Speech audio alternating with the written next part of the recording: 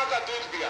370 था, डीमोनेटाइजेशन था, जीएसटी था। आपको क्या लगता है कि सबसे ज्यादा चैलेंजिंग कौन सा रहा होगा? जीएसटी कोई कल्पना कर सकता था कि इस देश की जितनी डाइवर्स पॉलिटिकल व्यवस्था है, अलग अलग राज्यों में अलग अलग पार्टियों की सरकारें हैं, सबको एक कॉमन प्लेटफॉर्म पर लेके आना, और आपने 370 की बात की। हर कोई कहता था कि भाई कानूनी ये जो है, जो 370 है, या फिर अयोध्या में राम मंदिर का निर्माण है, ये सिर्फ कहने की बात है, या कॉमन सिविल कोड है। अच्छा, इवन समर्थक भी जल्दी ये नहीं सोच पाते थे कि यार ये दिन कभी देखने को भी मिलेगा कि अयोध्या में रामलला भव्य मंदिर में विराजमान हो। जम्मू कश्मीर से आर्टिकल 370 और 35 ए की समाप्ति होगी, किसी ने नहीं सोचा था। ये कंप्लीटली जो है सो एक तरह से माना जाता था कि भाई ये फिक्शनल चीज़ें हो नहीं सकती। इसी तरीके से जो आपने आर्टिकल 370 की बात की, जिस मुलाकात की बात मैं कर रहा हूँ आपको 22 जून 2018 की, मेरे ख्याल से उस सरकार का जाना भी उस तैयारी का हिस्सा था। और मैंने कहा ना कि इनकी तैयारी 1-2 दिन की नहीं होती है, अगले 20 साल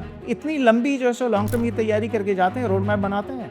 1992 में 26 जनवरी के दिन जब इन्होंने लाल चौक पर आतंकियों की धमकियों के बावजूद, और सिर्फ कोरी धमकी नहीं, जहां पर बम फूटे थे उसके ठीक पहले की रात में जहां पर ग्रेनेड थ्रो किए गए थे, उसके बीच जाकर 26 जनवरी 1992 को लाल चौक, जो कि सेपरेटिस्ट जो आतंकवादियों का अड्डा हुआ करता था, वहां भारत का तिरंगा जो सो झंडा फहराया था। उस समय के तत्कालीन जो बीजेपी के राष्ट्रीय अध्यक्ष थे मुरली मनोहर जोशी के साथ मिलकर, वो अपने आप में एक ऐतिहासिक घटना थी। लेकिन जो 2 विधान जो थे और 2 निशान थे, इन दोनों को खत्म करने का काम जो है, यह नरेंद्र मोदी ने किया, 2019 में किया, पूरी ताकत से किया। तो इम्पॉसिबल को पॉसिबल जो है, कई सारे अलग अलग ऐसे जो बड़े माइलस्टोन है उसके जरिए नरेंद्र मोदी ने किया। और मुझे लगता है कि ऐतिहासिक सच्चाई है जो कि भारतीय इतिहास का हमेशा इंपॉर्टेंट चैप्टर है।